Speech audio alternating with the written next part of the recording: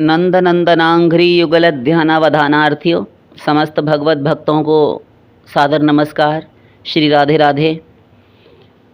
आज का प्रश्न आया हुआ है। प्रश्न तो आज उत्तर आपको मिल रहा है, किंतु पिछले लगभग एक सप्ताह से अधिक हो गया तब से प्रश्न आया हुआ है। तो ये सज्जन, ये भगवत भक्त हैं जो यदा कदा प्रश्न करते ही रहते हैं और इनके प्रश्न बहुत ही महत्वपूर्ण होते हैं। तो प्रश्न का उत्तर ले लें।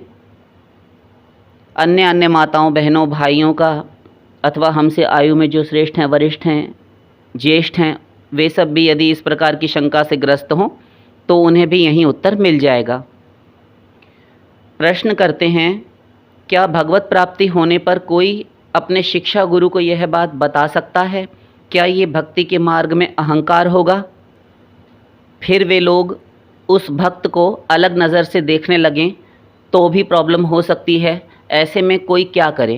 क्योंकि किसी संस्था में भक्ति पर ही जोर दिया जाता है, वहाँ भगवत प्राप्ति पर डायरेक्टली बात नहीं होती। या फिर कौन किस लेवल पर है इस बात पर जोर नहीं देते, बल्कि शुरुआत से अंत तक भक्ति करते रहो, इसी बात पर जोर दिया जाता है। तो ऐसे में कोई क्या करे, इस पर प्रकाश डालिए। ठीक है, आप सभी उत्तर ले लीजिए।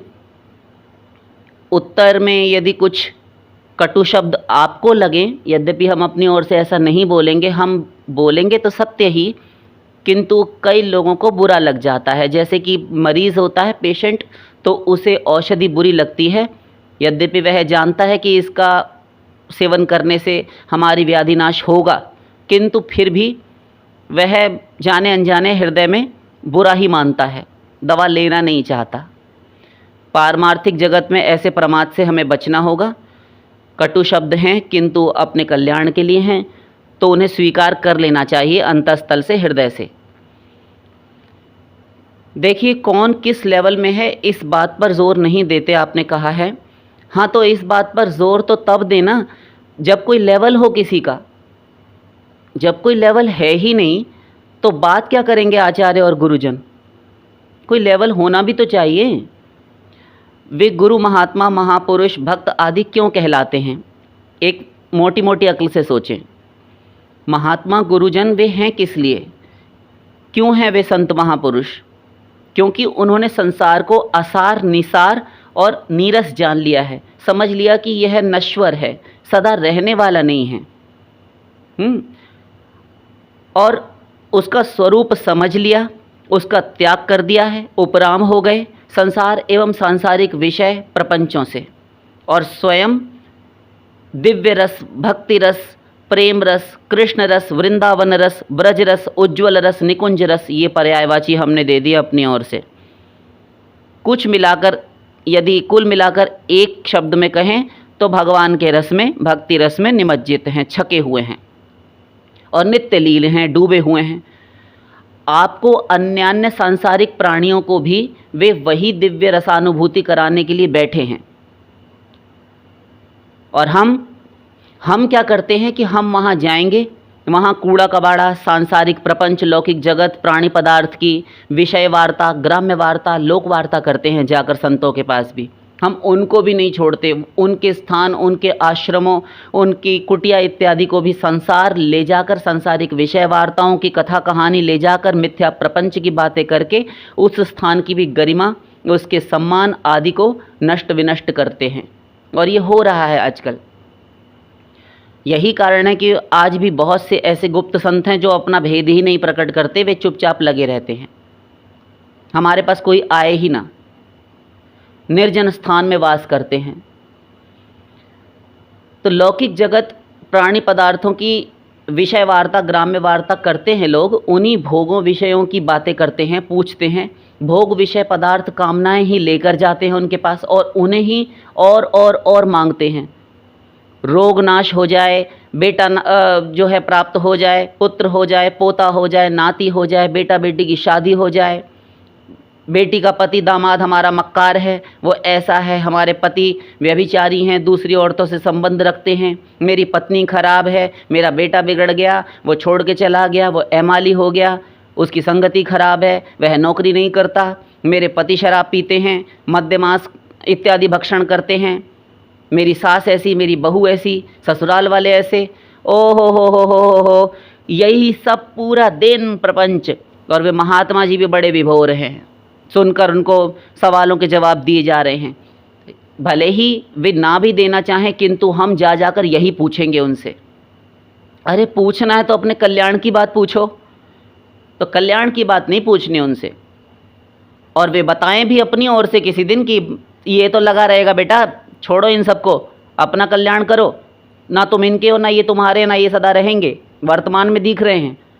तब ये तत्वज्ञान की बातें हमारे सर के ऊपर से जाती हैं। अरे हम जो पूछने गए थे वो तो बताया नहीं, हमको अश्रद्धा हो गई। 4 घंटे हम सवेरे ब्रह्म मुहूर्त से लेकर 8-9 बजे तक लाइन में लगे रहे, और सामने से नज़र भी आए तो बस सबके साथ मिलकर चले गए, हमारी ओर देखा, बस इतना ही दर्शन हुआ, हमको भीतर भी नहीं आने दिया, हमारे प्रश्नों का उत्तर भी नहीं दिया, तमाम बकवास और दिमाग में घुसेड़ कर आ गए। तो मन, बुद्धि, संसार, घर परिवार, माँ बाप, बेटा, स्त्री, पति, इन धन में हमारी आसक्ति है। और वे बताएं भी तो अपनी ओर से सुनने में रुचि नहीं, उनके पास बैठे हैं लेकिन संसार में पूरे आसक्त हैं, वहाँ पर बैठकर भी शरीर से हैं, मन कहीं अन्यत्र है। और कुछ सुनते भी हैं तो वे बुद्धि लगा रहे होते हैं बैठकर, ये ऐसा क्यों बोलते हैं, ये ऐसा क्यों देखते हैं, ये ऐसा क्यों सुनाते हैं खरी खोटी, इनका स्वभाव ऐसा क्यों है, ये ऐसा कपड़ा क्यों पहनते हैं, ये ऐसा तिलक क्यों लगाते हैं, इनकी बातें ही कुछ समझ में नहीं आती, इत्यादि इत्यादि। तो अपने जैसे कर्म संस्कार, अपने कर्मों में आग लग रही है, अपने जैसे लक्षण होंगे, जो दोष भीतर होंगे, वही महात्मा जी में, गुरु जी में, सब संतों में देखते फिरेंगे हम। आधे से ज़्यादा, हम तो कहेंगे 98% ऐसे जाते हैं जो केवल महात्मा जी के दर्शन हो जाएं, बस हो गया कल्याण हमारा, गोलोक रिजर्व्ड है हमारे लिए, वैकुंठ प्राप्ति निश्चित है। अरे गधो, तुम एक बात बताओ कि कोई डॉक्टर बहुत प्रसिद्ध है किसी रोग के निवारण में, और तुम बाहर जाकर उसके क्लिनिक के अथवा हॉस्पिटल के बाहर खड़े हो जाओ और डॉक्टर साहब गाड़ी से आएँ और निकलें, तो तुम दूर से देखकर और वापस जाने लगो। बाकी लोग तुम्हें कहें कि इलाज तो करा लो, डॉक्टर से कंसल्ट कर लो, मिल लो, तो वे तुम्हें जो भी बताएं उस हिसाब से अपना इलाज कराओ। अरे डॉक्टर साहब को देख लिया ना, हो गया इलाज, अब क्या है। तो ऐसे ही हम संसार में किए रहते हैं, दर्शन हो जाए बस बहुत है, पर सारे के सारे रोग शोक वही लगे हुए हैं, फिर दूसरे महात्मा जी को सुनेंगे। और एक बात ध्यान रखिएगा, ये आत्मा की बात बोल रहे हैं अपनी, कि हमें जो प्राप्त है ना, यद्यपि कुछ लोगों को ये बात भी कचोट जाएगी और आकर हमें तमाम बातें लिख जाएंगे, सो वो लिखा करें, उनके पास काम ही नहीं है। तो हमको जो प्राप्त है, उस प्राप्त की हम उसको सहेज कर, उसकी केयर करके, और उसका महत्व ना समझकर, मूल्यांकन ना करके, हम उससे भी श्रेष्ठ सदा तलाशते रहते हैं। और जब हमें उससे श्रेष्ठ मिलेगा भी, यद्यपि सब सिद्ध संत जितने भी महापुरुष हैं सब एक हैं तत्व में और सिद्धांत में, किंतु हम अपनी तुच्छ बुद्धि, माइक बुद्धि, दोषयुक्त बुद्धि से उनमें तारतम्य बैठाते हैं, ऊंचा नीचा करते हैं कि ये श्रेष्ठ है, ये ऐसे हैं, हमारे गुरुजी तो कम हैं, उनके गुरुजी ठीक है। अब हम आजकल सोचते हैं कि अपने गुरुजी को बदले, लेकिन कहीं पाप ना हो जाए, इसीलिए ढो रहे हैं, झेल रहे हैं, सह रहे हैं, जिस किसी भी तरह से निभा रहे हैं। और कोई ऐसे हैं कि अपने गुरुजी के सिवा दूसरे को कुछ समझना ही नहीं है। यद्यपि शास्त्र का ये नियम है कि अपने गुरु के समान किसी को न माने, किंतु सब में समान भाव रखे कि सब भगवान के ही जन हैं, दुर्भावना कहीं नहीं होनी चाहिए, ये नियम है। तो हमें जो प्राप्त है, हम सदा उससे श्रेष्ठ की कामना करते रहते हैं, उससे श्रेष्ठ की इच्छा करते रहते हैं, पाना चाहते हैं, उसकी तलाश में लगे रहते हैं, कभी तृप्त होकर नहीं बैठते। यदि हम सच्चे मन बुद्धि से समर्पण कर दें तो हम जिसके पास है हमें वहीं सब कुछ मिल जाए, किंतु हमारी बुद्धि ने हमें लगने नहीं दिया, एक का होने नहीं दिया, हमें कहीं निष्ठापूर्वक समर्पण करने नहीं दिया। तो क्योंकि उनको सुनना है नहीं, उनको करना है नहीं, जो भी संत बतावें, और भगवत प्राप्ति, भगवत प्रेम, ये सब तो केवल शब्द मात्र उनके लिए बनकर रह जाते हैं, और ये सब व्यर्थ है उनकी दृष्टि में, ये फालतू की बातें हैं। हम तो गृहस्थी हैं, तो ये सब करके रह जाते हैं कि हम तो गृहस्थी। अरे गृहस्थी हो तो ये तुम्हारा स्वरूप थोड़ी है। तुम गृहस्थी कहाँ से हो गए? ना तो तुम स्त्री हो, ना गृहस्थी हो, ना वानप्रस्थी, ना सन्यासी, ना ब्रह्मचारी, ना ब्राह्मण, वैश्य, क्षत्रिय, शूद्र, कुछ नहीं हो। तुम केवल जीवात्मा हो। इतनी बात उनको कौन समझावे, और गुरु जी समझाएं तो उनको पोप लीला लगती है, उनको समय व्यर्थ बर्बाद जाता हुआ लगता है कि हम जो पूछने आए थे वो जवाब नहीं दिया। अभी भी जिस प्रश्न का उत्तर हम देने बैठे, हमें भी बहुत सारे भक्त सुन रहे हैं, वे यही सोचेंगे कि अरे ये तो इतना लंबा लंबा खींचते हैं, इनको सुनने बैठो तो कम से कम 1-1.5 किलो दूध पीकर और अच्छी खासा पूरा नाश्ता पानी करके बैठो। यही हाल है कि जितना पूछा जाता है उससे बहुत अधिक डिटेल कर देते हैं ये। तो मत सुनिए, हमें तो वैसे भी भीड़ पसंद नहीं। जिन बाबा को भीड़ पसंद हो वहाँ जाइए, और वहाँ पर भी भीड़ को भीड़ देखने जाएगी, और ये देखेंगे कितने लाख लोग आज दर्शन में लगे हुए थे। ये हम भीतरी बात बता रहे हैं। और बाबा जी किसी से नहीं, वो पूर्ण अनासक्त हैं, वैरागी हैं, प्रियालाल के रस में पगे छके हुए, किंतु ये सब यही नज़ारा देखने के लिए जाते हैं। आज कौन सी अभिनेत्री बाबा जी के दर्शन के लिए आई, आज क्या हुआ। जिस दिन कोई अभिनेत्री, कोई भी अच्छा सिंगर आ गया, कोई कुछ आ गया, उस दिन की वीडियो डाली वहाँ से उनके शिष्यों ने, कहीं की भी हो, हम सभी की कह रहे हैं। तो आज देखें कौन सी अमुक अभिनेत्री आई थी, एक ही दिन में 12 घंटे नहीं हो पाए, 8 लाख वीडियो पार कर गई, वो व्यूज़ आ गए उस पर। और वाह वाह वाह वाह वाह, हमारे क्या गुरुजी हैं, हमारे गुरुजी जैसा कोई गुरुजी है बताइए। क्योंकि अभिनेत्री आ गई, एक बहुत सेलिब्रिटी आ गई, बहुत पॉपुलर, ठीक। और जिस दिन कोई नहीं आया, सिद्धांत आज सत्संग में क्या हुआ, अरे ये तो रोज़ रोज़ बताते हैं, हमको पता है जो बोलेंगे कि ऐसा करो वैसा करो, नाम करो, वो तो रोज़ ही बोलते हैं। तो उस दिन 12, 15, 20 हज़ार, 50 हज़ार व्यूज़ आए 10-12 घंटे में, 24 घंटे में, और किसी दिन वो भी नहीं आए। क्यों? अरे वो तो हमको पता ही है, वो भजन करो कहेंगे। अब हम तो गृहस्थी हैं, क्या करें। हम तो अभिनेत्री को देखने गए थे, गुरुजी को देखने कहाँ गए थे। ये है इनके बुरे हाल। और ज़रा सा कुछ कह दो तो लड़ने के लिए तैयार। बच्चे बताते रहते हैं कि कमेंट्स में आकर ऐसी ऐसी बकवास कर जाते हैं। खुद नामापराध गिन गिन कर रहे हैं, हमसे कहते हैं नामापराध कर दिया आपने, अमुक संत की निंदा कर दी। निंदक तो तुम हो अपने गुरु के, तुम हो अपने गुरु के निंदक। कैसे? कि जो तुम्हें गुरु ने साधना बताई वो ना करके तुम अभिनेत्रियों को, इन सब को देखते हो, उनसे तारतम्य में बैठाते हो। जितनी बड़ी पर्सनैलिटी गुरु के पास जाए तब हमारे गुरु जी श्रेष्ठ हैं, कोई ना आए, अरे ठीक है वो तो साधारण संत हैं। ये तुम्हारा हाल है, ये तुम्हारी भ्रमित बुद्धि के प्रलाप है, तुम्हारे सर्वनाश के मंत्रोच्चारण है। ये कुछ नहीं पा सकोगे तुम। तो ये सबको बेटा, पति, स्त्री, बहू, ये इन सबको सुधार दोगे तुम? ये सब ऐसे ही थे, ऐसे ही रहेंगे। लिख कर रख लो, भगवत प्राप्ति तक काम देगा। गुरुजी तुम्हें गोलोक दिलाने नहीं आएंगे, गुरुजी तुम्हारा उद्धार नहीं करेंगे। उद्धार करेंगे गुरु के उपदेश, उनके वाक्य, उनकी जो शब्द हैं, उन आज्ञाओं का पालन करके तुम्हारा उद्धार होगा। गुरुजी की गोदी में तुम बैठे रहो सारा जीवन, कुछ नहीं मिलने वाला। लिख कर रखते जाओ एक एक बात को, कभी नहीं पा सकते। कड़वा लगे, गालियां बको 1000, एड्रेस भिजवा देंगे, यहां आकर भी बोल जाना। और अगर तुम यह ठाने बैठे हो कि हम इन माँ बाप, बेटा, स्त्री, पति, यार दोस्त, अड़ोसी पड़ोसी सबको, संसार वालों को सुधार देंगे, तो सुधार कर दिखाओ तो हम जाने, देखते हैं कैसे और कितना सुधारते हो तुम।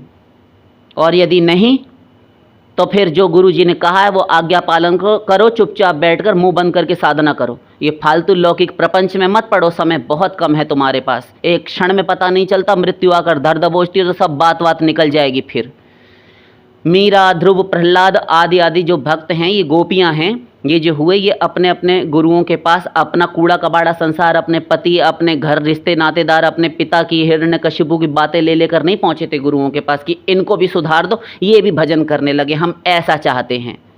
अरे तुम अपना सुधारो।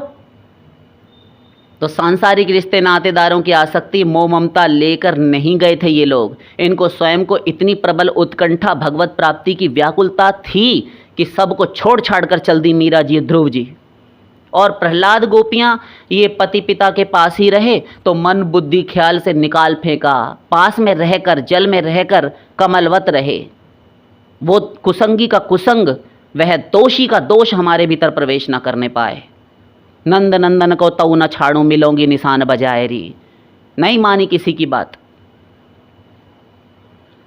उदासीन हो गए उनकी ओर से, कोई नहीं हमारा। तो मीरा, गोपियाँ, प्रहलाद, अन्यान्य अनंत भक्तों ने ये नहीं रोना रोया गुरु से कि महाराज मेरे पिता, पति, ससुराल वाले सब भी सही हो जाएं, भजन करने लगें, आशीर्वाद दीजिए। और अगर हो जाए तो अच्छी बात है, गलत बात नहीं है। मंगल कामना, सद्भावना तो सबके प्रति रहनी चाहिए कि उनको भगवान सद्बुद्धि दें, किंतु उनके कर्म संस्कार हैं, माया से लड़ना है, भक्ति करना ये साधारण खिलवाड़ नहीं है। दांत खट्टे हो जाते हैं अच्छे अच्छों के भजन करने में। ऐसे कैसे ये बाबा जी बनना, महाराज जी बनना, साधु संत बनना, भक्ति करना, साधना करना, ये साधारण बात नहीं है। अनंत अनंत जन्मों में इस मार्ग पर आए हो, तुम चलने लगे तो तुम ये उम्मीद मत करो कि सभी चलने लगें। और वैसे भी सही मार्ग पर कोई एक चलता है, और भीड़ जहाँ जाती है ना, वहाँ भेड़ें जाती हैं, उसी प्रकार से जाती है भीड़। तो भीड़ देखकर मत बोराओ कि वहाँ पर 10 लाख लोगों की भीड़ थी दर्शन के लिए। तो अगर हो जाए तो अच्छी बात है, सद्बुद्धि सबको मिले, और आप व्यर्थ में अपना मानव जीवन का वास्तविक ध्येय लक्ष्य छोड़कर समय को नष्ट कर दें, यह कहाँ तक बुद्धिमानी है आप बताइए। आपसे बड़े बड़े आए, भगवान आए, महापुरुष आए, अवतार आए, कोई नहीं सुधार सका। तो केवल अपने कल्याण उद्धार के लिए जाना चाहिए, प्रश्न करने चाहिए, और जैसा उपदेश, आज्ञा, आदेश हो वही करके अपना कल्याण साधन में तत्परता के साथ, तल्लीनता पूर्वक, राग द्वेष रहित होकर निष्प्रिय भाव से लग जाना चाहिए। गुरु जी ने कोई भगवत भक्त चरित्र सुनाया, भगवत कथा सुनाई, कोई प्रवचन दिया, उपदेश दिया, सिद्धांत ज्ञान दिया, तो आधे से अधिक तो बैठे बैठे वहाँ औंघाते रहते हैं कि कब चलें, बहुत गर्मी है, लेट आ जाए, घर के भी बहुत सारे काम है। कोई कंपनी वाला है, कोई बिजनेसमैन है, वो सोचता रहता है कि पता नहीं क्या हो रहा होगा, मालगाड़ी में लोड हुआ होगा कि नहीं, फ़ोन करता रहता है, बहाने से उठ कर सत्संग भवन से बाहर जाता रहता है, पूछता रहता है, अरे राम अवतार, हाँ साहब भेज दिया सामान, माल चला गया, हाँ हो गया, चालान बनवा लिया था, ठीक है हो गया, अब आ गए, अब हो गया ना, अब तो दत्त चित्त होकर श्रवण करो। अभी भी लगा हुआ है ध्यान, पता नहीं कैसे गया होगा, क्या किया होगा, जल्दी पहुँचो। तो तुम सुने ही कहाँ रहे हो, तुम्हें भूख ही कहाँ है अपने भगवत प्राप्ति की, कल्याण की, बकवास करते हैं। तो अरे ये सब तुम्हारा भगवत प्राप्ति, भगवान साधना है, ये कर क्या रहे हो तुम? उपासना, ब्रह्म ज्ञान, आत्मज्ञान, वेदांत आदि लेकर बैठ गए, बोरिंग, नीरस लग रहा है तुमको। अरे क्या ये सब भगवत प्राप्ति, भगवान साधना, उपासना, ब्रह्म ज्ञान, आत्मज्ञान, वेदांत आदि लेकर बैठ गए गुरुजी, बोरिंग और नीरस लेक्चर था। कितना बकवास लेक्चर है आज का, मूड ऑफ हो गया हमारा, तो टाइम वेस्ट और कराए। घर रहते तो सोते, कहीं घूम आते इधर उधर, अफरा तफरी कर आते। मतलब ये इतना खराब काम था जो गुरुजी ने किया तुम्हारे कल्याण के लिए, कि अपने इष्ट देव से थोड़ी देर तौबा करके तुम लोगों के समय सही जाएं, और अपना कीमती, बेशकीमती, अमूल्य समय तुम्हें दिया, तो ये गुरुजी ने अपराध कर दिया। और किसी दिन हमारे मन मुआफिक कोई सब्जेक्ट लेकर बैठ गया, गुरुजी कितना अच्छा बोले आप, बस गुरुजी हमारे हो गए सुखदेव परमहंस, जगत गुरु रामानुजाचार्य, वल्लभाचार्य, शंकराचार्य। एक दिन गुरुजी ने फिलॉसफी बताई, 1 घंटा लेक्चर दिया, उसका सारांश निकला कि सब भगवत प्राप्ति के लिए साधना करो। है साधना करो, मूड खराब कर दिया। क्या बकवास लेक्चर था। लो, हमको तो पता ही है, ये सब कुछ सुनते आए हैं, 2 साल से, 6 साल से, 10 साल से इनको सुन रहे हैं, हमें पता ही क्या बोलेंगे। अरे कुछ नया सुनाते, कुछ हमारे मन को जो अच्छा लगता वो सुनाते। क्या ये खड़ूस फिलॉसफी का विषय लेकर बैठ जाते हैं रोज़ रोज़ प्रतिदिन। हमसे ही पूछो, हमें 1-2 घंटा कैसे झेलते हैं इनको, गुरुजी को और उनके लेक्चर दोनों को। और सुना कि कोई सेलिब्रिटी आई है, फिल्मी हस्ती आई है, बस विभोर हो गए, फिर सारे के सारे कूद कर पहुँच गए। फिर तो सोचते सबसे आगे गुरुजी के जाके हम ही बैठ जाएं कि वो फिल्मी हस्ती क्या बात कर रही थी, वो वीडियो से नहीं, हम डायरेक्ट वहाँ आमने सामने सुने बैठकर कि क्या बात हुई। ये हाल है। कौन सा सितारा, कौन सी फिल्मी हस्ती, कौन सी तारिका अभिनेत्री आई थी, हाँ, 1 ही घंटे में 1 लाख वीडियो पार कर गई। वाह वाह वाह वाह वाह, जय हो जय हो जय हो हमारे महाराज जी, हमारे गुरु जी जैसी। तो इनकी तो बात ही निराली है। इतने बड़े बड़े लोग आते हैं हमारे गुरुजी के पास दर्शन करने के लिए। गुरुजी के पास रहे, अभिमान तुमको हो रहा है। अरे तुमने क्या किया? तुमसे क्या लोग मिलने आते हैं? तुमसे तो यमराज मिलने के लिए आएंगे अंत में, तो मालूम हो जाएगा सब। और ये गलतफहमी भी दूर हो जाएगी तुम्हारी कि इतने बड़े गुरु को तुमने अपना जो है गुरु बना रखा था, इतने बड़े संत को, इतने बड़े गुरु के तुम चेले हो। जब घसीटा जाएगा 86 लाख योजन तक। और वैसे महान नहीं गुरुजी? हाँ है ना, हम कब इनकार कर रहे हैं। तो प्रतिदिन सत्संग क्यों नहीं सुनते? क्यों आज तक गुरुदेव ने जो साधना बताई, आदेश उपदेश किए, उनका कड़ाई से पालन नहीं किया? क्यों नहीं करते? ये साधना में, गुरु आज्ञा पालन में प्रमाद, आलस्य, मक्कारी, ढिलाई क्यों कर रहे हो? अजी वो तो ऐसा है कि वैसा है कि जैसा है कि तैसा है, बस बात बना के वहाँ से टाल मटोल करके खिसक गए। हाँ तो तुमको भूख ही नहीं है फिर भगवान की और भगवत प्राप्ति की, कल्याण की। बकवास करते हो तुम अपने सांसारिक विषय भोगों में संतुष्ट हो। इसका अर्थ ये है कि तुम इन्हीं विषय भोगों, प्रपंच की बातों, कूड़ा कबाड़ा में मस्त हो और तुमको फिर कोई दुख, चिंता, पीड़ा आदि है ही नहीं। वरना यूं गफलत में मानव जीवन को यूं कौड़ियों के मूल्य न गंवाते, न नष्ट करते। भोग रहे हैं घोर रोग, शोक, दुख, दैन्य, द्वंद्व, आपत्ति, विपत्ति आदि व्याधि, त्रिगुण, त्रिकर्म, त्रिताप आदि, किंतु कल्याण साधन, कल्याण चेष्टा नहीं करता, साधना नहीं करता।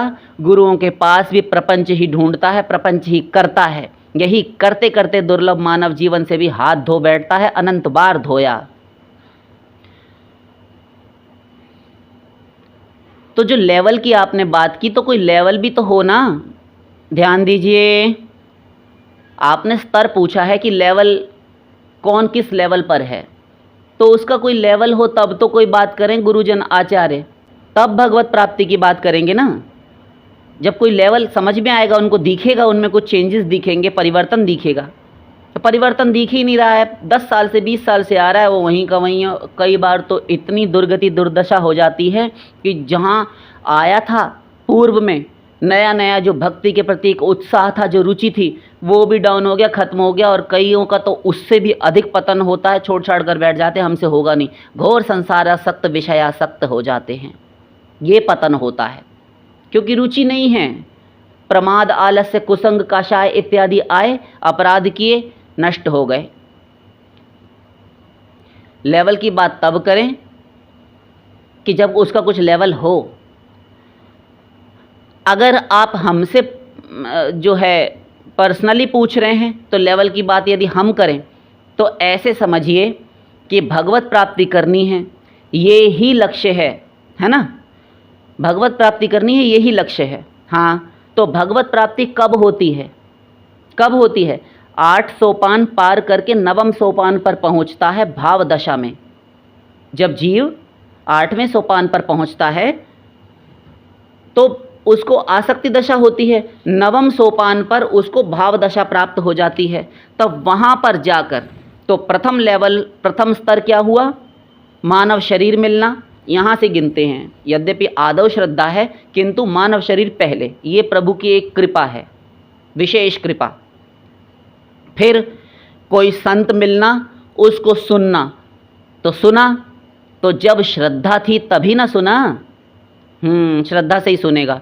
और यदि नहीं भी थी तो भी कई बार सुनते सुनते श्रद्धा हो जाती है। इसको जात श्रद्ध कहते हैं। ये 2 भेद होते हैं। एक सहजम जन्म जन्मनि, अर्थात जन्म जन्मांतरों से संत महापुरुषों की सेवा और अपने गुरु की सेवा करते हुए उनके आप्त वाक्यों को प्रमाण मानकर उनकी आज्ञा में रहकर साधना, सेवा, उपासना करता रहा और शरीर छोड़ दिया। दूसरे जन्म में आया तो रुकी हुई साधना, उसके संस्कार फिर से प्रबुद्ध हो गए, जागृत हो गए। रही सही साधना कुछ ही दिनों में, कुछ महीनों, सप्ताहों में पूर्ण कर लेता है। तो इसलिए वह बहुत श्रद्धालु होता है। एक बार में, एक झटके में उसको मन लग जाता है गुरु संत के प्रति। शास्त्र को पढ़ा, बड़ी से बड़ी जहाँ पर विश्वास नहीं होता, हस्तियाँ विश्वास नहीं करती, अरे ये तो अप्रासंगिक लगता है, ये तो असंभव लगता है, ये तो कथा बढ़ा चढ़ा कर लिख दी है, अतिशयोक्ति है, उसको इतना विश्वास होता है कि नहीं, बिल्कुल सत्य है। ऐसी बुद्धि वाला तो हमारे धर्मशास्त्रों में कहा गया ध्यान दीजिए। हाँ, सुन रहे हैं, बोलते जाइए।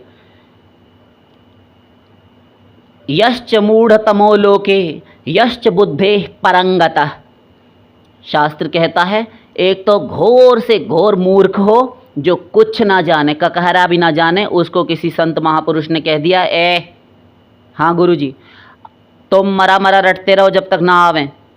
ठीक, तो गुरुजी ये तो बता जाइए कि आप कब तक आएंगे। ऐसा भी ना पूछे, मरा मरा कहा, तुरंत ही गुरुजी की आज्ञा पालन करने में लगा। एक आसन पर बैठकर दीमक चाट गई, फेफड़ों में लंग्स में प्रवेश कर गई, भीतर की मज्जा तक चाट गई दीमक, किंतु महापुरुष बनकर उठा, भगवत प्राप्ति करके उठा। तो यश्च मूढ़तमो लोके, घोर मूर्ख हो वह श्रद्धा कर लेता है तुरंत आसानी से। और दूसरा यश्च बुद्धेः परंगतः, जो बुद्धि में पारंगत हो, परम विद्वान हो, समस्त शास्त्र वेदों का ज्ञाता हो, गुरु को मिलने से पहले ही उसको शास्त्रों का ज्ञान था पूर्व जन्मों के अभ्यास के कारण, वह भी मिल जाता है। केवल भक्ति ही साधना ही नहीं मिलती, वापस पूर्व जन्म के सारे टैलेंट सारी कलाएं लेकर जन्म लेता है, वह दैवी संपत्ति से युक्त होता है। इसी कारण उसको गुरु मिला, तुरंत दीक्षा दे देता है। क्योंकि धन्ना जाट को डायरेक्ट रामानंदाचार्य जी ने दीक्षा दे दी थी। ये भाव भक्ति पर पहुंचे हुए संत होते हैं पूर्व जन्म के ही, ऐसों को, यद्यपि ये रेयर चांसेस होते हैं बहुत, समझ गए। तो जिसने सारे शास्त्र वेदों को पढ़कर और फिर स्वरूपतः उनका परित्याग कर दिया हो, एक और कर दिया हो, तस्मात् शास्त्रम निवर्तते, जिसको सारे शास्त्र वेदों ने स्वयं त्याग दिया हो, मतलब शास्त्र वेदों ने ये कह दिया हो कि महाराज आप तो जिनकी प्राप्ति के लिए हम सब लिखे गए, हमारी रचना की गई वेद शास्त्रों की, वह सब कर चुके और भाव भक्ति पर पहुँचे हुए हैं, आपको आवश्यकता नहीं है, आप हमारे में कहे गए सारे विधि नियमों का पालन कर चुके हैं बखूबी, आपको आवश्यकता नहीं है। यहीं तक तो पहुंचने के लिए हम सब में लिखा, आगे जाकर तो जहां आप जाएंगे वहां तो हम नेति नेति कह देते हैं। तो आप पहुंचने वाले हैं, प्रभु कभी भी आ सकते हैं, हमारी वहां तक पहुंचने, इसीलिए हम जा रहे हैं, आपको रास्ता बता दिया हमने, अब हम जा रहे हैं। तो वे लौट जाते हैं। समझ गए। समस्त शास्त्र वेदों के ऊपर पैर रखकर खड़ा होता है वह महापुरुष। तो समस्त शास्त्रों का ज्ञाता हो तब वह श्रद्धा कर सकता है, क्योंकि उसे समझ में आ गया है कि लौट कर सुई यहीं पर आनी है 12 पर। हाँ, तो ये दो लोग श्रद्धा सरलता से कर लेते हैं। तो इसका मतलब मध्यस्थ कोई और भी है। हाँ, एक जो यद्यपि अपने आप को ज्ञानी मानने वाला है, ज्ञानाभिमानी, वह श्रद्धा नहीं कर सकता। वो कौन होता है? जो यद्यपि मूल में तो घोर मूर्ख होता है, किंतु अपने आप को ज्ञानी का अभिमान लिए जीता रहता है, अपने आप को कुछ समझे रहता है। जैसे एक रामायण पढ़ ली तुलसीदास जी की, एक आध कोई पुराण पढ़ लिया ऊपर ऊपर से, जैसे मधुमक्खी मधु कलश के ऊपर गुंजार करती रहती है, भीतर प्रवेश करेगी तो मर जाएगी, प्राणों से हाथ धोना पड़ेगा। ऐसे ही तो कुछ भी तत्वसार ना समझे, 2-4 श्लोक रट लिए और लोगों को दीक्षा देता फिरे, या फिर नहीं भी दे रहा तो 2-4 प्रश्न धरे रहेगा हर समय।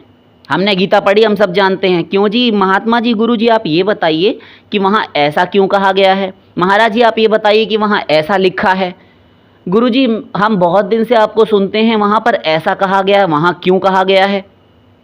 जब वह यही करता रहेगा और साधना नहीं करेगा, मक्कारी करेगा, सारा जीवन तो नष्ट हो जाएगा। और माइक बुद्धि है। और ग्रंथ शास्त्र वेद पुराण लिखने वाले जितने भी महापुरुष और भगवान, स्वयं भगवान के अवतार हुए, इन्होंने लिखे हैं। माया से परे वाली बुद्धि के जो थे, माया से परे हो चुके हैं, भगवत प्राप्त संतों ने लिखे ग्रंथ। और तुम हो मायाबद्ध। तो जो अंधा व्यक्ति है वह नेत्रों के विषय का, चक्षुरेंद्रिय के विषय का वैद्य अथवा डॉक्टर कैसे हो सकता है? आँखों का डॉक्टर स्वयं अंधा व्यक्ति नहीं हो सकता। हाँ, समझ गए। तो ये श्रद्धा नहीं कर सकता, ये 2-4 सवाल धरे रहेगा, बुद्धि में अभिमान लिए रहेगा कि हमने ग्रंथ पढ़ा है, और चाहे कुछ ना जानता हो, ये नहीं कर सकता। समझ गए।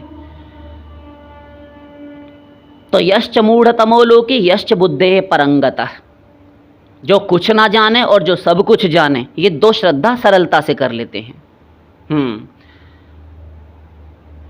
तो पहले मानव शरीर, फिर कोई संत मिलना, फिर उसको सुनना, सुनते सुनते श्रद्धा हो जाना, और यदि नहीं थी तो कई बार सुनते सुनते हो जाती है। और आदौ श्रद्धा, अब आया प्रथम सोपान, श्रद्धा प्रथम स्तर, तथा साधु संगो, ये दूसरा स्तर। अब उस संत का संग यानी कि गुरु मानेगा उसे।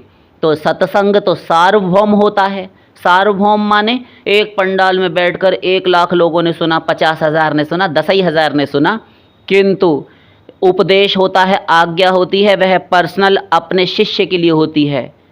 हाँ, तो हमने जाकर पर्सनली उनसे व्यक्तिगत रूप से कुछ प्रश्न किया, परिप्रश्नेन सेवया, सेवा करके प्रश्न करो। अर्जुन ठीक है कर रहे हैं, गुरु बना लिया। तब उपदेश किया गुरु ने, भजन करो आदेशानुसार। तब अथ भजन क्रिया, अब गुरु में निष्ठा करके भजन होने लगा। बस बस बस इसी तीसरी लेवल पर कुछ जीव अटक जाते हैं। एक एक शब्द को ध्यान से सुनिए। इसी तीसरे लेवल पर अटक जाते हैं, अटके हुए हैं, अटके ही रहते हैं। अटके रहेंगे ऐसा नहीं, अटके रहते हैं और अटके हुए हैं। कैसे? क्योंकि भजन करने के लिए गुरु ने कहा ना, तो हमने प्रारंभ भी यहीं से किया था विषय को, कि गुरु जी की आज्ञा पालन नहीं करनी, ये मानना है कि गुरु जीवन में आ गए, गुरु दीक्षा ले ली, बस हो गए भव पार। किंतु हम तो ऐसे जीवों को इस तृतीय स्तर में भी नहीं मानेंगे। हम अपनी बात कर रहे हैं, ऐसे जीव जो तीसरे लेवल पर आ चुके हैं अथ भजन क्रिया पर, तो हम उनको पहले लेवल पे भी नहीं मानते। क्यों? इसलिए क्योंकि हम उसे प्रथम लेवल पर भी नहीं मानते। क्योंकि प्रथम सोपान है ना श्रद्धा, और श्रद्धा भी नहीं है अभी उनको। हम यहाँ तक कहेंगे, अजी आप तो बहुत कड़वा बोलते हैं, आप तो ऐसा बोलते हैं। ऐसा कैसे कह रहे हैं आप कि उसको श्रद्धा भी नहीं है? यदि होती तो तुरंत आज्ञा पालन होता, आज्ञा पालन में प्रमाद न करता, आज्ञा की अवज्ञा उल्लंघन ना होता। गुरु ने जो कह दिया उस वाक्य में बुद्धि लगाना बंद हो जाता। हर बात में 2 अंगुल की खोपड़ी, दमड़ी भर की अक्ल लगातार लगाता रहता है। तब तो फिर तू ही श्रेष्ठ हुआ। हरिगुरु कहाँ श्रेष्ठ है तुझसे? तेरी बुद्धि गुरु की पारलौकिक बुद्धि से श्रेष्ठ हो गई, तभी तो तू चला रहा है ना अपनी, उसके हर विधान में, हर वाक्य में लाल स्याही चल रही है तेरी। स्वयं मायाबद्ध है और माया से परे उस गुरु से मुहामुही करता है, उसे पलटकर प्रत्युत्तर देता है, व्यर्थ संभाषण करता है इत्यादि। तो इसीलिए उसे आचार्य गुरुजन भक्ति करो यानी भजन करो, ये ही कहते रहते हैं, जिससे कि ये भजन करेगा आज्ञा बार बार देने पर, इसके पीछे लगे रहने पर। तो श्रद्धा के बाद गुरुकरण और गुरुकरण के बाद गुरु पदाश्रय। सबसे पहला सोपान श्रद्धा के बाद गुरुकरण, यानी अब उसको सुनते सुनते गुरु बनाने की इच्छा हुई, बना लिया। ठीक, अब गुरु बनाने के बाद, गुरुकरण के बाद गुरु की आज्ञा पालन, गुरु पदाश्रय ग्रहण करना, कि जो कुछ है अब यहीं पर है, यहाँ से मर जाऊं लेकिन कहीं जाऊंगा नहीं। हाँ, अब आपकी परीक्षाएं प्रारंभ होंगी। आज्ञा पालन में क्या? भगवत भजन भक्ति यानी कि साधना करो। यह हुआ तीसरा सोपान, तीसरा लेवल। ये करते रहने से आज्ञा अनुसार सही तब चौथे सोपान पर जाता है, जहाँ पहुंचकर जीव की 4 प्रकार की अनर्थ निवृत्ति होती है। सुकृत जात अनर्थ, दुष्कृत जात अनर्थ, अपराध जात अनर्थ, भक्ति जात अनर्थ। ये 4 अनर्थ निवृत्त होते हैं भजन क्रिया के बाद। क्योंकि जब भजन किया, जब आप स्नान करेंगे तब शरीर शुद्ध होगा। जब आपने सफाई, झाड़ू पोछा, क्लीनिंग, डस्टिंग इत्यादि कर ली घर की, तब घर साफ सुथरा लगता है, घर में घुसने बैठने रहने को मन करता है। हाँ, तो यहाँ तक वह गुरु में बुद्धि लगाता है, लगाएगा। किंतु अब जब 4 अनर्थ नष्ट हुए, एक एक शब्द को ध्यान दीजिए, हम डिटेल नहीं करेंगे। तो 4 अनर्थ निवृत्त हो गए, 4 सोपान पार कर गया वह जीव। अब निष्ठा आई, ये 5वां सोपान, 5वीं सीढ़ी, 5वां लेवल। अब बिना बुद्धि लगाए सहर्ष आज्ञा पालन करेगा, तुरंत, फौरन, इमीडिएटली, क्योंकि मन बुद्धि शुद्ध हो गया ना इतना। हाँ, क्योंकि अनर्थ थे ये चारों पूर्व पूर्व जन्मों के, इस जन्म के भी अपराध उसमें सम्मिलित शामिल रहते हैं। दूर कर दिया भक्ति ने, क्योंकि भक्ति का एक गुण है जिसमें 2 बातें कही गई। क्या? एक है क्लेशग्नि, एक है शुभदा। तो क्लेश नाश कर दिए, और जिस समय से आज्ञा पालन गुरु की करते हुए, उसमें रहते हुए वचन पालन करना शुरू हुआ, भजन करना प्रारंभ हुआ, तो शुभ ही शुभ, मंगल ही मंगल होना शुरू हो जाता है।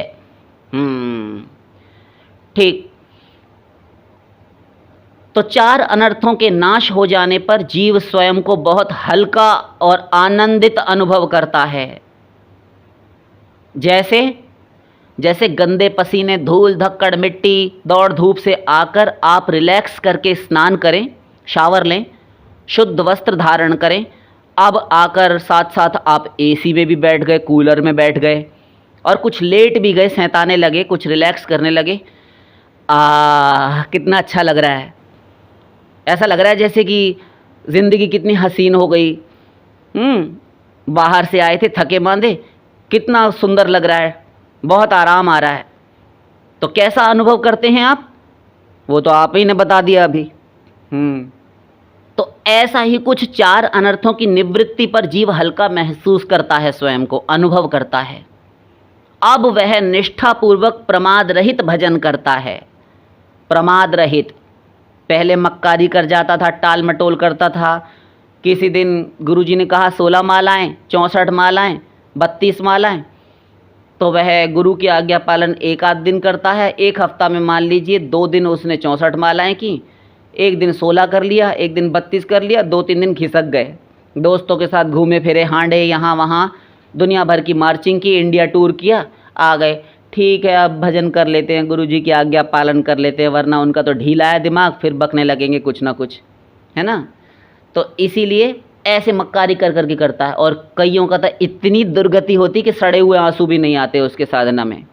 कोई महत्व ही नहीं जानता मनुष्य शरीर का, गुरु आज्ञा का, गुरु प्राप्ति का, कि प्रभु ने कितनी कृपा की, सारे संयोग सुयोग बैठा दिए, और मैं ही कितना दुष्ट हूँ, मक्कारी कर रहा हूँ।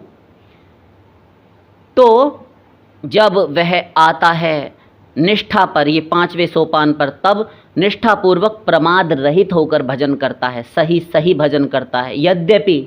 यद्यपि हालांकि वह यहाँ पर भी विवेक पूर्वक लगता है, अभी उसको लगने नहीं देगी उसकी बुद्धि, उसका मन मक्कारी करता है, मन उसको डामाडोल किए रहता है।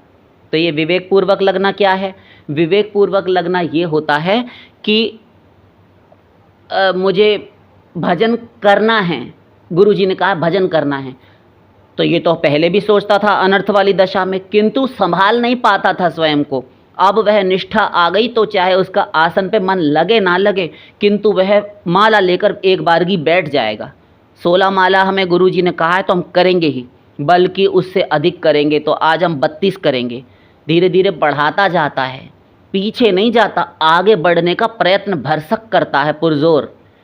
इसलिए इसको निष्ठा कहा गया है, क्योंकि इसकी निष्ठा, विश्वास आ गया कि भजन ही मेरी संपत्ति है, गुरु आज्ञा पालन ही मेरे लिए सब कुछ है। हाँ, इसको विवेक पूर्वक लगना कहते हैं, यानी समझ कर लगता है कि इसकी आवश्यकता है, क्योंकि यहाँ से चूक गए तो मरेंगे हम। पहले नहीं चिंता करता था, अब जो होना होगा गुरुजी से होता रहेगा। हम चाहते हैं कि सर्वनाश इकट्ठा होना ही है तो होकर ही रहे। आप भी कहते हैं कि तुमको कभी भगवत प्राप्ति ऐसे नहीं होगी, तो ठीक है, जब आपने ही हमारा परित्याग कर दिया है तो ऐसे ही सही। तब बात बनाता था अनर्थ रहने तक, किंतु एक बार गुरुजी ने झापड़ लगाया और कहते हैं अभागी तू कर तो सही, बात बनाता है। तो करने लगा कि एक बार इन्हीं की मान लेते हैं। करने लगा, महीना 6 महीना 2-4 दिन किया, सही हो गया। तब समझ में आया कि हम भी कितने गधे थे। पहले ही कर लिया होता तो गुरुजी इतना गला फाड़ फाड़ ना चिल्लाए होते। ठीक। तो ये निष्ठापूर्वक होता है भजन। अब भगवत तत्व की भगवत्ता, गुरु की महिमा, महात्म्य ज्ञान, भक्ति भजन की महिमा आदि में जात श्रद्धा हो गया, इनमें भी श्रद्धा पैदा हो गई, समझ आ चुका उसे, तो विचार पूर्वक करता है। करते करते अब ये सही सही चलेगा, तब कोई आचार्य गुरु आदि आपको बताएंगे। अब लेवल स्तर आदि की बात करेंगे आपसे। ध्यान दीजिए, आपकी बात पर हम आ गए। हमको तो सुनते सुनते नींद आने लगी, आपकी बात कितना लंबा चौड़ा कर दिया। यहाँ पर आप पहले आ जाते तो अच्छा था। तो देर आयत दुरुस्त आयत, चलिए हमारी गलती थी। चलिए बोलिए, 5 मिनट और झेल लेते हैं आपको। तो कोई आचार्य गुरु आदि आपको बताएंगे कि अब लेवल स्तर आपका प्रारंभ हुआ है, अब शुरू हुआ है। श्री गणेशाय नमः। तब बात करेंगे वो। लेकिन आप काहे का लेकिन केवल आपको ही बताएंगे, आपसे ही बात करेंगे, क्योंकि सभी साधकों का लेवल एक समान नहीं होता। एक गुरु को सुनने वाले 50, 60, 100, 200 और 1 लाख लोग बैठे हों, सबका अलग अलग दिमाग, अलग अलग खोपड़ी है। हाँ, और आपका हिसाब किताब अलग है। आप सही सही चले, गुरु सब जानता रहता है। यहाँ पर आपका दूसरा प्रश्न भी इसी में मिलाते चले, खिचड़ी नहीं बना रहे हैं, सही सही प्रासंगिक है।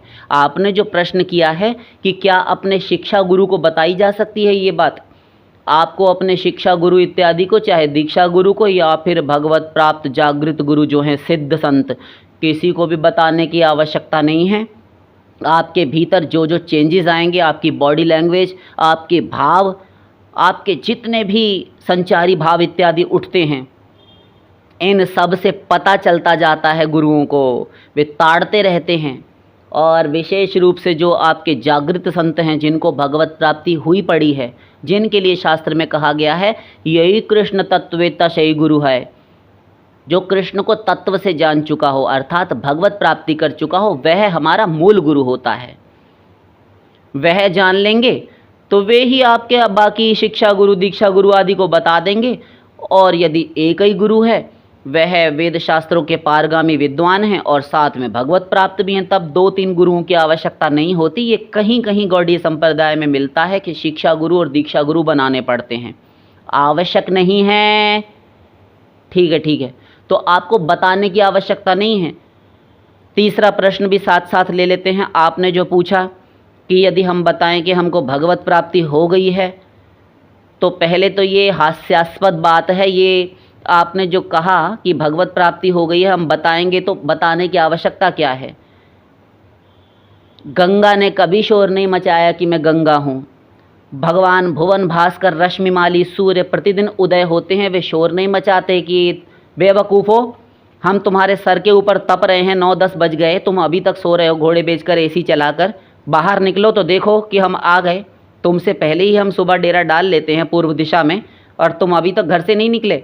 तुम्हारा संडे है तो क्या हुआ, देखो हम उदय हो गए, प्रकाश हो गया है। नहीं बोलते। ऐसे ही जो जागृत संत होगा, वह द्वार द्वार जाकर डोंडी नहीं पीटता, डंका नहीं बजाता कि हमें भगवान मिल गए। यद्यपि प्राप्त संतों ने कई बार अपने वास्तविक स्वरूप को प्रकट भी कर दिया है, गुस्से में झुंझलाकर, अब हों तो ही जान्यो संसार, जीति न सकई मोहि हरि केवल प्रगट कपट आगार, सहित सहाय तहाँ बसुसठ जेहि हृदय नंद कुमार। हैं, ये गोस्वामी जी विनय पत्रिका में प्रकट हो गए गुस्से में, और सब जगह अपने आप को कह रहे हैं हरि हों सब, मैं घोर नीच हूँ, मैं हों तो हुतो खर को असवार तिहारो नाम गयंद चढ़ायो, मैं घोर पापात्मा हूँ, धींग धर्म ध्वज धंधक धोरी, ऐसा ऐसा अपने आप को लिख रहे हैं। किंतु और मीरा जी भी जगह जगह अपने आप को अपने गुरु रैदास जी के सामने कहती हैं मैं अधमा हूँ, मैं पतिता हूँ। जब साक्षात द्वारकाधीश बुलाते हैं मीरा जी को कि मीरा आ जाओ, चलो बहुत हो गया, अब तुम मेरे साथ चलो, भगवान धाम ले जाने के लिए प्रकट हुए, जिस समय समाई हैं भगवान में उस समय, किंतु वहाँ पर भी मीरा जी कहती हैं कि मुझ अधमा को, मुझ पतिता को स्वीकार करोगे, मैं जाना नहीं चाहती। ये राणा और चित्तौड़ मेवाड़ से सब भेजे गए हैं मुझे वापस बुलाने के लिए, मैं जाना नहीं चाहती। नाथ, हे पिया, अब तुम मुझे अपने पास बुला लो। भगवान प्रकट हो गए, भक्तमाल में से बोल रहे हैं। तो मीरा जी, वही मीरा जी जो अपने आप को जगह जगह ऐसा बुरा बुरा लिख रही हैं, वही मीरा जी कहती हैं कि गई कुमति लई साधु की संगति, भगत रूप भई सांची, गाय गाय हरि के गुण निस दिन, काल ब्याल सौ बाँची, मैं तो सांवरे के रंग राची। मैं काल रूपी सर्प पर विजय प्राप्त करके बैठी हूँ। लीजिए, और भी तमाम जगह पर बहुत सारे भक्त, नरोत्तम दास ठाकुर, ये देखिए नरोत्तम महाशय, ठाकुर महाशय क्या लिख रहे हैं, मैं घोर मल का विष्ठा का कीड़ा हूँ। लीजिए, अपने लिए इतना। और ये मंजरी हैं राधा रानी की सखियाँ, तो जो नहीं है वे लिख कर दे रहे हैं। हरि हों सब पति तन को टीको, मौसम कौन कुटिल खल कामी, जेहि तन दियो तेहि बिसरायो, ऐसी नमक हरामी, हरिजन छाड़ी हरि विमुखन की, निसी दिन करत गुलामी, इत्यादि। ये सूरदास जी लिख रहे हैं। ये है नहीं, है नहीं ये। एक बार महात्मा गांधी जी से पोरबंदर में किन्हीं सज्जन ने पूछा, महात्मा गांधी उनसे प्रश्न किया कि आप ये बताइए कि तुलसीदास जी और ये बाकी सब संत अपने आप को ऐसा ऐसा बुरा बुरा लिखते हैं, तो क्यों जी, ये क्यों लिखते हैं? तो महात्मा गांधी कहते हैं, देखो, उन्होंने साथ में सज्जन महोदय ने, प्रश्नकर्ता ने ये भी कहा कि ये ऐसे हैं तभी तो लिखते हैं। महात्मा गांधी ज़ोर ज़ोर से पहले तो हंसे ठहाके लगाकर, बाद में कहते हैं कि देखो, और हम स्वयं को पापी माने तो फिर हम में और उनमें क्या अंतर? जब वे अपने आप को पापी मान रहे हैं और हम भी पापी हैं, तो फिर ये क्या हिसाब किताब है? महात्मा गांधी कहते हैं कि देखो, उनका और हमारा अपने अपने आप को मापने का पैमाना अलग अलग है। ये कैसे? तो गांधी जी बोले कि वो ऐसे कि जो नहीं हैं वे अपने आप को लिख कर दे रहे हैं, और हम घोर पापात्मा, दुष्ट हैं, मलिनात्मा हैं, किंतु हम स्वयं को मानते नहीं हैं। तो हमारा पैमाना ऐसा है, हमसे कोई गुरु भी कह दे तो हम उससे लड़ पड़ते हैं, उसको छोड़कर हम दूसरे गुरु की तलाश में लग जाते हैं। ये नई नई तलाश क्या होती है? ये नई तलाश ये है कि जो गुरुजी हमारे मन मुआफिक बात बोलें, जैसा हम चाहते हैं, जैसा हमें रुचे, जैसा हमें जचे, हमारा सम्मान करें। हम राधे राधे करें तो वो कम से कम 2 बार राधे राधे करें, हम प्रणाम करें तो वो भी हाथ जोड़कर नमस्ते करते हों, हमारे सामने दीन बने रहते हों।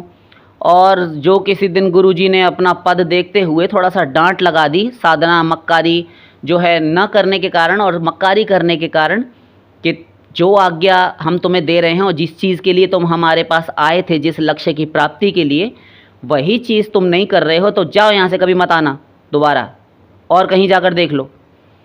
बस मूड ऑफ हो गया, त्योरियाँ चढ़ गईं, आग लग गई, बीपी हाई हो गया, दूसरों से भी निंदा करके बाकी लोगों का भी मन खराब करने लगा, दूसरों को भी मिसलीड करने लगा, मिसगाइड करने लगा। वह कहता है कि तुम पता नहीं कैसे झेलते हो, हमको तो अश्रद्धा हो गई, ऐसा बोलते हैं, कड़वा बोलते हैं, दिमाग खा जाते हैं, हम तो वैसे भी इतने दिन से झेल रहे थे, हमको पसंद तो वैसे भी नहीं आता था, लेकिन आज तो हद हो गई, ऐसा बोल दिया हमसे, पता नहीं क्या समझते हैं अपने आप को, क्या गुरुओं की कमी है, हम और बना लेंगे। तो तुम बनाते ही रहोगे। और वास्तविक महापुरुषों के अलग अलग लक्षण, अलग अलग ढंग होते हैं। तुम जहाँ जाओगे अपने हिसाब से देखोगे, तुम्हारी अपनी दूषित बुद्धि से देखोगे, दूषित नेत्रेंद्रिय से देखोगे, और वे सब संत महात्मा हैं, उन्हें तुम्हारी कोई आवश्यकता नहीं, बाढ़ में जाओ, उठाकर फेंक देंगे तुमको। और ज़्यादा बदतमीजी गुस्ताखी की तो उनके पास ये शक्ति भी है, तुम्हें एक झटके में पाताल में भेज सकते हैं वो। इसीलिए हिसाब से वो केवल दीन ही नहीं, दीन तो वो अपने प्रभु की ओर देखकर बने रहते हैं, क्योंकि उनको लोक शिक्षा, लोक आदर्श के लिए करना पड़ता है। वास्तव में वे ऐसे होते नहीं हैं, ये तो हम ही हैं दुष्ट। हाँ, समझ गए। अब वह आपसे पर्सनली बात करेंगे, तो कोई तो उस लेवल पर हो ना, कोई जिसकी बात आपने की है उस लेवल पर भी तो आना आवश्यक है जीव का। इतना सब बार बार विषय, भोग, माया इत्यादि विकार उसको परेशान किए हैं, बार बार उनसे पराभूत होता है, पराजित परास्त होता है, बार बार ये विषय विकार अनंत काल से उस पर अटैक करते रहे, आक्रमण करते रहे, वह हारता रहा। किंतु इस जन्म में भी हारा, किंतु लगातार डट कर लग गया, कि हम प्राप्त करके मानेंगे, किसी स्थिति में जाकर दिखाएंगे गुरु जी को, और हमें भी प्राप्त करना ही है। देखें तो कि वह कैसा आनंद होता है, तब वह चलता है। अब जब चलेगा तभी तो पीछे रास्ता छूटेगा, तभी तो किसी मंजिल तक जाएगा वो। हाँ, तो अब जब लेवल आता है तब आचार्य अपने आप ही बोल पड़ते हैं, आपको बताने की आवश्यकता नहीं होती। आपके भीतर ऐसे लक्षण साधक में प्रकट हो जाते हैं जो किसी गुरु को बोलने की उसे आवश्यकता नहीं है कि गुरु जी हमको भगवत प्राप्ति हो गई है। दूसरी एक बात, एक वाक्य में समाप्त करते चले कि मुझे भगवत प्राप्ति हो गई है, ये बोलने के लायक आपके पास होश हवास में रहने लायक मन बुद्धि अंतःकरण बचेंगे ही नहीं। बचते ही कब हैं? विलीन हो जाते हैं। अपनी हूँ सुधि ना रही, रहे हो एक नंदलाल। पावे सो बोले नहीं, बोले सो अनजान। ठीक, तो आप बताने लायक नहीं रहेंगे। समुद्र में कोई भीतर तक घुस जाए और वह चिल्लाता जाए, उसकी आवाज़ कौन सुने? बाहर तट पर खड़े हुए व्यक्ति को उसकी आवाज़ नहीं आएगी। ऐसे ही आनंद सिंधु में डूबा हुआ वह बोलना चाहे तो गिरा अनयन नयन बिनुबानी। वाणी के तो आंखें नहीं है और आंखों के वाणी नहीं है, कौन किसको देखे कैसे बतावे? ऐसा आनंद होता है भगवत प्राप्ति का, बताने योग्य नहीं रहता। वह गूंगे के स्वाद वाला है, मुंह का स्वादनवत। 56 व्यंजन की थाली भरकर उसको डीलक्स थाली दे दीजिए और उससे प्रत्येक व्यंजन के विषय में पूछिए कैसा लग रहा है महाशय। हर जगह पर वह बस ऐसे ही करेगा, इससे अधिक वह कुछ नहीं कर सकता। उसको बताने के लिए ही है, तो उसकी जो है उसे ही में उसका सब कुछ छिपा हुआ है वर्णन कि यानी कि इसको बहुत स्वादिष्ट लग रहा है प्रत्येक व्यंजन, किंतु वो करके बोल सकता है। ऐसे ही जिसको आनंद ही आनंद, चारों ओर से भीतर आनंद, बाहर आनंद, लबालब आनंद ही आनंद में है, तब फिर वह अब क्या बोले, किससे बोले, क्या बोले, किसको बोले और समझावे कैसे कि मैं क्या प्राप्त करे बैठा हूँ? तो बोलने की दशा में नहीं रहता। वास्तविक संत नहीं बोलते। कभी कभी अभी हमने तुलसीदास जी का, मीरा जी का उदाहरण देकर बताया, कहीं कहीं प्रकट हुए हैं, होते हैं, होंगे, किंतु बहुत रेयर होते हैं, क्योंकि उनका स्वभाव होता है गोपनीयम गोपनीयम गोपनीयम प्रयत्नतः। अपने आप को छिपाए रखो, बताओ मत। और जो बताता फिरे कि हमको भगवत प्राप्ति हो गई, हमको राधा कृष्ण मिल गए, हमको राम जी मिल गए, हमको नारायण मिल गए, बकवास करता है वह। ऐसे नहीं होती भगवत प्राप्ति। ऐसे तो सपने में देख लिया तो हमको भगवत प्राप्ति हो गई, ऐसे नहीं होता। आचार्य से समझिए, भगवत प्राप्त महापुरुष अपने गुरुजनों से पूछिए कि कैसे भगवत प्राप्ति होती है, और भगवत प्राप्ति होने पर संसार उस भगवत प्राप्त महापुरुष को कैसा नज़र आता है। जैसे घोर निद्रा से, चिरकालीन निद्रा से जागकर अचानक उठा हो, गाढ़ी नींद से, सुषुप्ति अवस्था से बाहर लौटा हो, जैसे तुरिया अवस्था में से बाहर लौट आया हो, तो उसको अचानक से लगता है कि शाम को जगह, अंधेरा सा हो गया, उसे लगता है कि सुबह हो गई कि रात है, पता ही नहीं है। 2-4 लोगों से पूछता है, तब होश में आता है कि अरे हम ऐसे सोए। सुखम हम अप स्वाप स्वम न किंचिदम हवेदिशम बृहदारण्यकोपनिषद। मैं सुख से सोया, मुझे कुछ पता ही नहीं चला कि दिन है कि रात है। ऐसी दशा होती है नींद से जागने के समान। उसको स्वप्नवन लगने लगता है सारा संसार, हंसता है वह इस संसार पर। ऐसी दशा होती है। तो लेवल जब आ जाएगा तो अपने आप ही गुरु समझ जाएंगे, आपको बताने की आवश्यकता नहीं रहेगी कि कौन सी क्लास में कौन है। तो आप उन कक्षाओं को जो 8 सोपान बताए, उनको पार करने के लिए लगातार भजन कीजिए। उनकी बात सही है जिनकी बात आपने हमारे समक्ष रखी कि सब संप्रदायों में, कई संस्थाओं में यही कहते रहते हैं कि भक्ति करो, भक्ति करो, भक्ति करो। हम तो तंग आ गए सुन सुनकर। तो तंग मत आइए, वे बिल्कुल सही हैं अपनी जगह, और हम भी सही ही हैं। यद्यपि हो सकता है ये अभिमान हो, किंतु हमने सही बात कही है, प्रमाणित कर चुके हैं। वे सही कैसे हैं ये भी बता दीजिए जाते जाते। 1 घंटा खोपड़ा तो आपने हमारा खा ही लिया, तो ये और सुन लेंगे। तो वे सही इसीलिए हैं क्योंकि जो हमने पहले दोष बताए जीव के कि सुनता रहता है लेकिन भजन नहीं करता, तो गुरु आचार्य पीछे लगे रहते हैं कि चल अब भागे तू, चल तेरा पतन हो जाएगा, तेरा सर्वनाश हो जाएगा, आग लगी हुई है संसार में, दावानल घोर दावानल है, तू भस्म हो जाएगा, इसलिए चल, यदि संसार में गया तो मर जाएगा, तू बेमौत मारा जाएगा, अनंत बार मारा गया है, माया परास्त करके 84 लाख के भवबंधन में डाल देगी तुझे, चल तू चल। इसीलिए गुरु कहते हैं भजन करो, भजन करो, भक्ति करो। तो जब करेगा तब तो कोई लेवल आएगा ना। घर से जब निकले तब तो कुछ किसी और स्थान पर जाए, वह घर ही से ना निकले और वह शोर मचाता रहे कि इन सब विषयों पर कोई बात नहीं करता, तो कैसे करे आप बताइए। हाँ समझ गए। तो इसीलिए वे सब सही हैं क्योंकि सब लोग सुनते हैं, आदव श्रद्धा ये भी किसी हद तक हो जाता है, तथा साधु संगो अथ भजन क्रिया, साधु संग भी कर लिया, कोई एक गुरु बना लिया, यानी कि भजन करो, बस यहीं पर गफलत है, यहीं मक्कारी है। तो फिर लेवल कैसे आएगा? लेवल तो करने से आता है। समझ गए। तो इतनी सी बात पहले ही बोल देते। यदि पहले ही बोल देते तो आप खुद ही बुद्धिमान हैं, आपको खुद समझ में आ जाना चाहिए कि इतना डिटेल करना आवश्यक हो जाता है, क्योंकि सब आपकी समान बुद्धिमान, पर्याप्त बुद्धिमान नहीं हैं, सबको समझाना पड़ता है जिससे वे भजन की महत्ता, भगवत महात्म्य, भगवत तत्व और ईश्वर प्राप्ति की आवश्यकता समझें और उनको भी समझ में आए कि हम किस लेवल पर हैं और क्यों हमको बार बार गुरु एक ही बात बोलते हैं कि भक्ति करो, भक्ति करो। अब बताइए, उसको भक्ति करने के लिए ना कहा जाए तो और क्या कहा जाए, क्योंकि वो कर ही नहीं रहा। करे तब किसी तीसरे, चौथे, पांचवें, छठे, आठवें सोपान पर जाएगा ना। हाँ ठीक है।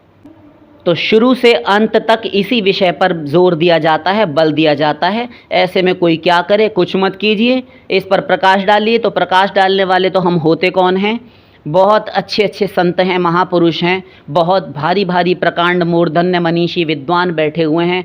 हम सरीखा दुष्ट पामर घोर पापात्मा इस विषय में जिसका कोई प्रवेश ही ना हो, वह क्या इस पर प्रकाश डाले? घोर कुकर्म और पाप पंक में दिन रात फंसे हुए हैं हम, क्या प्रकाश डालने लायक हमारा मुख है? किंतु साधु संतों का, भगवत भक्तों का, आचार्य चरणों का और शास्त्रों का चर्वित चरवण ही बोलते हैं। हमारा अपना कुछ भी नहीं है। इसीलिए कुछ भूल चूक हुई हो, कुछ त्रुटि हुई हो, यद्यपि त्रुटियां ही त्रुटियां हैं, अच्छा तो हमने कुछ भी नहीं बोला होगा, इतना तो हमें 1000% विश्वास है कि हमारे जैसे पापात्मा से कुछ अच्छा नहीं मुख से निकल सकता। हम बकवास ही करेंगे, दूसरे को मर्माहत और दुखी ही कर सकते हैं। किंतु जो कुछ भी बोला वो महापुरुषों, शास्त्रों, संतों के आप्त प्रमाण वाक्यों के अनुसार ही बोला। ठीक। तो ऐसे में कोई क्या करे, आपका अंतिम प्रश्न था। तो ऐसे में बस वही कीजिए जो उपदेश है वहाँ से, कि भजन करते रहिए। तो करते रहिए, करते रहिए, तब किसी सोपान पर, किसी लेवल पर, किसी स्तर पर जा पाएंगे। भगवत प्राप्ति हो जाएगी तो बहुत बड़ी बात है। ऐसे नहीं भगवत प्राप्ति होती। और जिस हिसाब से फिर कुछ कठोर यदि निकल जाए तो क्षमा कर दीजिए, नहीं हो सकता क्षमा तो कोई बात नहीं, गालियाँ बकते रहिए सब। हम तो कहेंगे जो गलत बात है वो है। हम किसी का मुंह देखकर नहीं चलेंगे कि कोई किसी को रिझाने के लिए हम यहाँ मदारी और बाजीगर नहीं है जो दूसरों को प्रसन्न करने के लिए, लोक रंजन के लिए हम उनके मन की बात कहें। हमसे नहीं कही जाती दूसरे के मन की बात। मीठी मीठी बातें करना हमें नहीं आता। कहिए वो ये कि भगवत प्राप्ति का स्वप्न तो बहुत बाद में देखिए। यूँ तो भक्ति में सदा कहा जाता है। अभी हम कहेंगे कि कठिन है जो हम कहने जा रहे हैं, कहने ही वाले थे, तो वहाँ पर प्रश्न कर सकते हैं कि आपने तो सदा कहा है और शास्त्र में से प्रमाणित भी किया है कि भक्ति बहुत सरल मार्ग है। कहु भगति पथ कवन प्रयासा, जोग न जप तप व्रत उपवासा। तो भक्ति मार्ग में कौन सी मेहनत है? कोटि प्रयासो सुर बालका हरे रूपासने स्वे हृदय छिद्रवत्सता। सरल सुगम मार्ग यह भाई, भगति मोरी पुराण श्रुति गाई। राम ने भी कहा कि सरल सुगम मार्ग है, भगति की साधन कहाऊँ बखानी, सुगम पंथ मोहि पावहि प्राणी। ये जगह जगह कहा जा रहा है कि भक्ति बहुत सुलभ है, सुगम है, सरल है। किंतु बात काट रहे हैं हम, भक्ति का मार्ग बहुत कठिन है। प्रेम पंथ अति ही विकट देखत भाजे लोग, कोउक बिरले चल सकें जिन त्यागे सब भोग। प्रेम अमीय पीबो चहे, करे विषय सो नेह, विष व्यापै जारे हियो, करे जर्जरित देह। प्रेम रूपी अमृत पान करना चाहे और विषयों से भी प्रेम करता रहे, विषय भोगों को ना छोड़े, तैयार ही ना हो छोड़ने को, तो वह मरेगा, कभी नहीं प्राप्त कर सकता। क्यों? इसलिए क्योंकि जहाँ काम तहाँ राम नहीं, जहाँ राम नहीं काम। जहाँ पर भगवान होते हैं वहाँ पर काम नहीं होता। काम अर्थात मटेरियलिस्टिक डिज़ायर्स यानी भौतिक सांसारिक कूड़ा कबाड़ा कामनाएं, और दूसरा काम यानी जो भी अन्य काम वासना संबंधी है उसको भी काम, दोनों काम को मिलाकर कह रहे हैं, दोनों को ही काम संज्ञा प्राप्त है। वहाँ पर भगवान नहीं होते, जहाँ काम है वहाँ भगवान नहीं हो सकते। क्योंकि फिर दोहा पूर्ण किया गोस्वामी जी ने, तुलसी कबहू क रही सके रवि रजनी एक ठाम। सूर्य और रात्रि का मिलन नहीं हो सकता, असंभव है।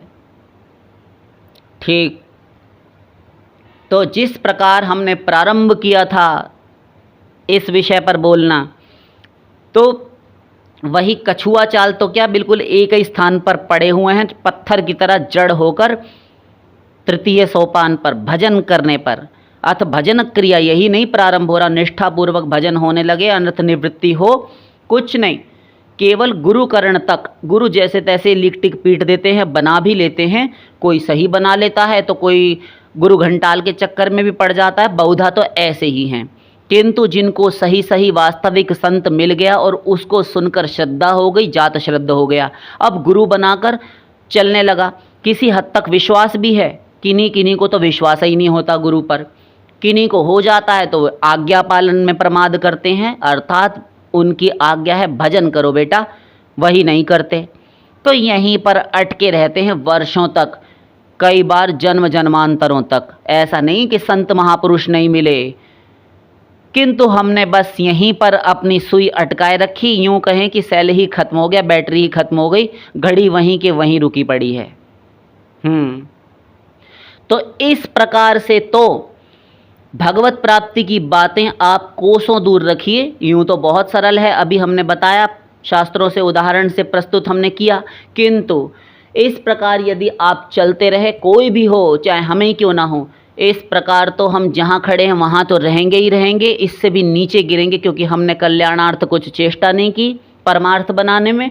और भगवत प्राप्ति की बात आप करते हैं, ये मनुष्य शरीर भी मिल जाए तो बहुत कृपा समझिएगा, ये भी नहीं मिलने वाला, क्योंकि मनुष्य शरीर प्राप्ति के लिए भी तो कुछ कारण हमें भगवान को देना होगा ना, कि हम देवें क्यों तुमको।